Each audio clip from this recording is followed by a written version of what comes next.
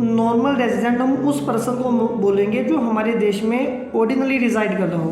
अब what do mean by ordinary resided का मतलब होता है कि मोर देन 1 ईयर वो हमारे देश में रह रहा हो।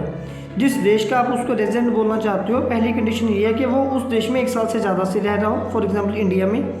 दूसरी बात क्या है कि उसके जो इकोनॉमिक इंटरेस्ट है वो इंडिया में लाई करने चाहिए ना। What do mean bye economic interest, देखिए वो जिस देश में रह रहा है उसी देश में वो अर्निंग कर रहा हो, उसी देश में वो स्पेंडिंग कर रहा हो, और उसी देश में एकोमुलेशन। अब एकोमुलेशन का मतलब क्या होता है कि उसके पास ना उस देश की कोई ना कोई प्रॉपर मतलब कि पेपर प्रॉपर्टी हो, मतलब कि जिस पे वो पेपर के थ्रू क्लेम कर सकते हैं। जैसे उसके पास वहाँ पे कोई गाड़ी हो, कोई प्लॉट हो, कोई घर हो अपना खुद का खरीदा हुआ, ठीक है। तो मतलब कि ये दोनों कंडीशंस होनी चाहिए। एक ऑर्डिनरी रिजाइड होना चाहिए, इसका मतलब मोर देन 1 ईयर से वो वहाँ पे रह रहा हो।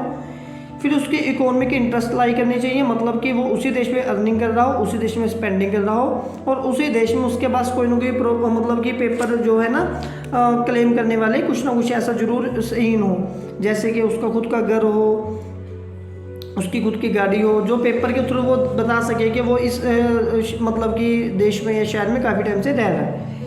फिर अभी कौन से लोगों को रेजिडेंट बोलेंगे, कौन से लोगों को नॉन रेजिडेंट बोलेंगे, मतलब कि कौन से लोग हमारे देश के रेजिडेंट हैं, कौन से नहीं हैं। देखिए जो इन दोनों कंडीशंस को सेटिस्फाइड कर रहे हैं वो तो रेजिडेंट है, जो सेटिस्फाइड नहीं करे वो रेजिडेंट नहीं है।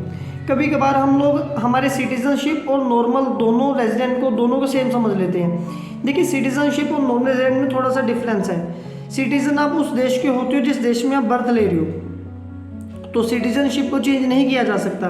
लेकिन ये जो नॉर्मल रेजिडेंट है ना, ये चेंज हो सकता है, ठीक है, टाइम टू टाइम।